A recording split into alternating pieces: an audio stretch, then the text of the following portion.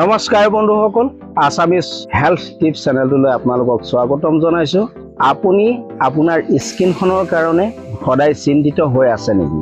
দামী দামী ক্ৰীম ব্যৱহাৰ কৰিছে, তাৰ পৰা কোনো ৰিজাল্ট পোৱা নাই নেকি?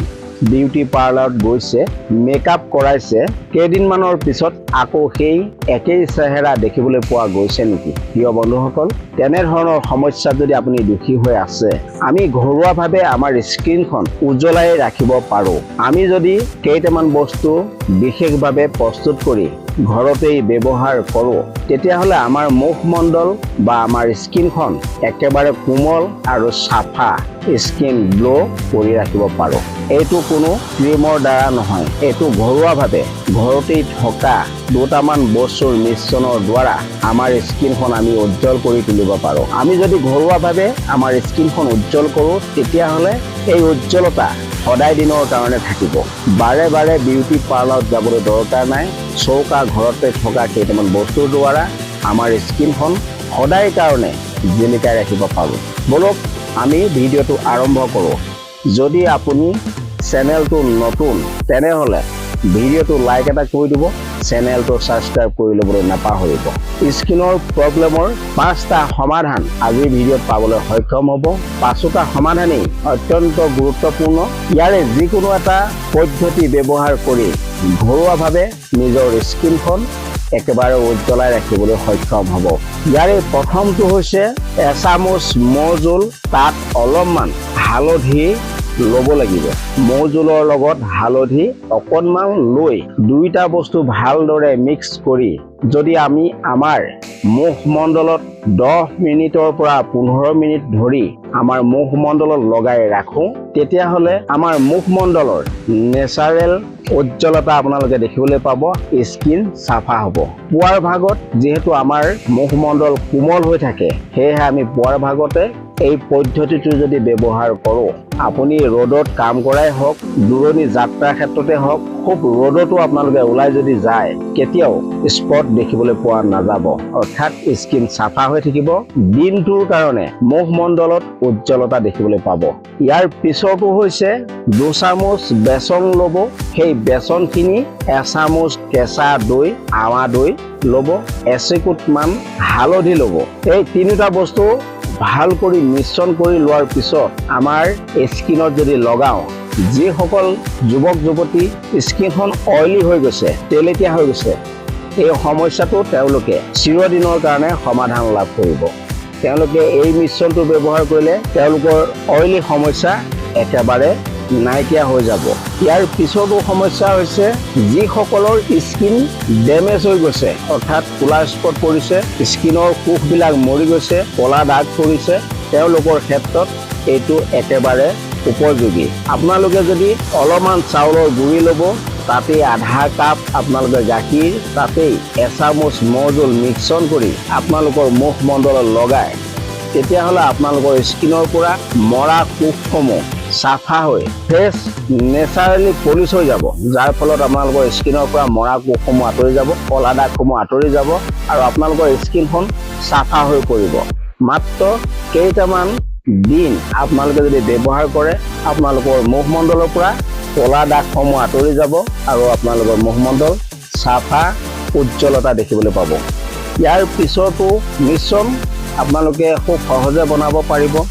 যিসকলৰ স্কিনখন চেনচিটিভ, তেওঁলোকে বিলাহীৰ আৰু নেমু, এটা বিলাহী ল'লে, এটা নেমু ল'লে, দুইটা বস্তু মিশ্ৰণ কৰি, এই দুইটা মিশ্ৰণ কৰাৰ পিছত যদি আপোনালোকৰ মুখমণ্ডলত মাছাজ কৰে, তেতিয়াহ'লে ৰ'দৰ পোহৰত আমি ওলাই যোৱাৰ পিছত স্কিনত যি স্পট দেখিবলৈ পোৱা যায়, সেই স্পটখিনি আমি কমাব পাৰোঁ। বা যদি আমি পুৱাৰ ভাগত ব্যৱহাৰ কৰি যাওঁ, তেনেহ'লে সূৰ্যৰ যি ৰশ্মিৰ দ্বাৰা আমাৰ স্কিনত সমস্যাৰ সৃষ্টি হয়, এই সমস্যাখিনি নাইকিয়া হৈ যাব। ইয়াৰ পিছতো মিশ্ৰণ হৈছে আমি পুৱাৰ ভাগত আমি আমাৰ মুখমণ্ডল একেবাৰে চাফা, স্কিন চফ্ট ফ্ৰেছ বনাব পাৰোঁ আৰু দিনভৰৰ কাৰণে আমাৰ মুখমণ্ডল আমি সুৰক্ষিত কৰি ৰাখিব পাৰোঁ। কোনো ধৰণৰ সমস্যা দেখিবলৈ পোৱা নাযাব। সেইটো হৈছে আমি এল'ভেৰা জেল। আমি যদি ৰাতি শুবলৈ যোৱাৰ সময়ত এল'ভেৰা জেল আমাৰ মুখত সানি বা প্ৰলেপ লগাই শুই যাওঁ, পুৱাৰ ভাগত যদি খুব সুন্দৰকৈ আমি যদি ঘঁহি মুখখন চাফা কৰি ধুই পেলাওঁ, তেতিয়াহ'লে আমাৰ মুখত সদায় দিনৰ কাৰণে সফ্ট স্কিন পাবলৈ সক্ষম হ'ম। আমাৰ উজ্জ্বলতা সদায় আমি ধৰি ৰাখিব পাৰোঁ। এই 5টা নিয়ম আপোনালোকে ঘৰতে কৰি চাব পাৰে। ইয়াৰ লগতে আপোনালোকক আৰু এটা মিছন ক'বলৈ চেষ্টা কৰিছোঁ।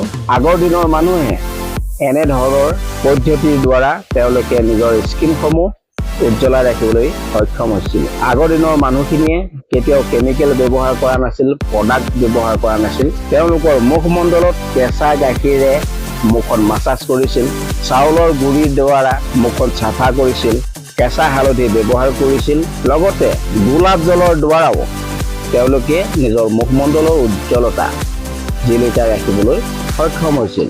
নিজৰ মুখমণ্ডল কেতিয়াও ছাঁ পৰা দেখিবলৈ পোৱা নাছিল।